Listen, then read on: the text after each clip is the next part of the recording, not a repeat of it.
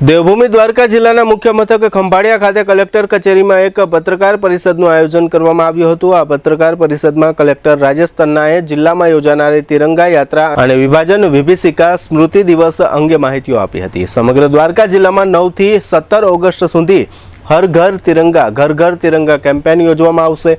આ દરમિયાન 14મી ઓગસ્ટે વિભાજન વિભીષિકા સ્મૃતિ દિવસની ઉજવણી કરવામાં આવશે। આ ઉપરાંત 12મી ઓગસ્ટે જિલ્લા કક્ષાની તિરંગા યાત્રા યોજવામાં આવશે। તિરંગા યાત્રા પ્રાંત કચેરીએથી સવારે 8 વાગે શરૂ થશે। 12, 13 અને 14 ઓગસ્ટ દરમિયાન જિલ્લાના ચારેય તાલુકામાં તથા નગરપાલિકા કક્ષાએ જુદા જુદા દિવસે તિરંગા યાત્રાનું આયોજન કરવામાં આવ્યું છે।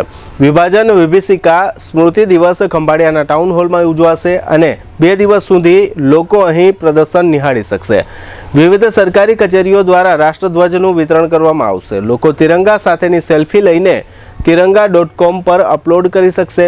આ સમગ્ર આયોજન અંગે કલેક્ટર રાજેશ તન્નાએ આપેલી વિગતો પ્રસ્તુત છે। આપણે સૌ જાણીએ છીએ તેમ દર વર્ષની જેમ 15મી ઓગસ્ટની જ્યારે ઉજવણી કરતા હોઈએ છીએ એ જ વખતે આપણે હર ઘર તિરંગા ઝુંબેશ પણ રાજ્ય સરકાર દ્વારા આપણે કરીએ છીએ। તે અનુસાર આ વર્ષે પણ તારીખ 9મી ઓગસ્ટથી 17મી ઓગસ્ટ સુધી હર ઘર તિરંગા કેમ્પેઇન ચલાવવાની છે।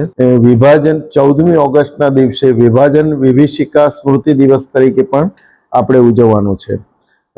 દ્વારકા જિલ્લામાં આપણે જોઈએ તો હેડક્વાર્ટર જિલ્લા કક્ષા ખાતે 12મી તારીખે જિલ્લા કક્ષાની એક તિરંગા યાત્રા અને કોન્સર્ટનું આયોજન કરેલું છે।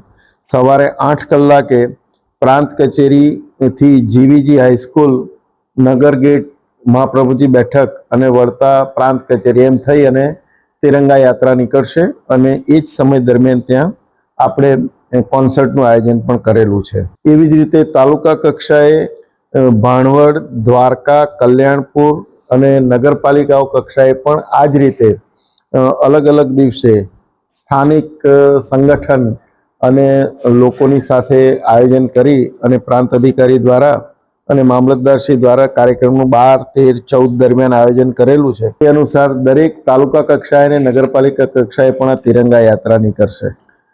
જિલ્લા કક્ષાએ વિભાજન વિભીષિકા સ્મૃતિ દિવસ માટેનો પ્રદર્શની નગરપાલિકાનો આપણો ટાઉન હોલ છે ત્યાં આપણે 14 તારીખે સાંજે 4 વાગે શરૂ કરીશું અને 2 દિવસ સુધી લોકો આ પ્રદર્શન નિહાળી શકશે।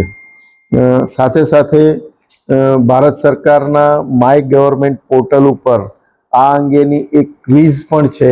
એમાં પણ સૌને ભાગ લેવા માટે હું અનુરોધ કરું છું। આજે શિક્ષણ અધિકારી, કોલેજના પ્રિન્સિપાલ, પદાધિકારીઓ બધાની સાથે આપણે બેઠક થઈ અને આ વિષયમાં સૌને જાણકારી આપી છે અને હું સૌને અપીલ કરું છું કે આ ક્વિઝમાં મોટા પ્રમાણમાં આપણે સૌ ભાગ લઈએ તેમજ જિલ્લા કક્ષાની અને તાલુકા કક્ષાની જે તિરંગા યાત્રા આપણે કાઢવાના છે એમાં પણ બહુ સૌ ઉત્સાહભેર ભાગ લે।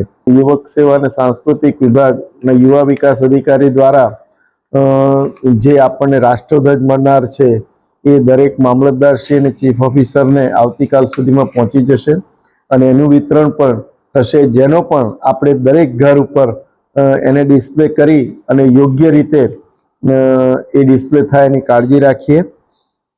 આ સાથે મોટા પ્રમાણમાં સૌ ઉત્સાહભેર ભાગ લે।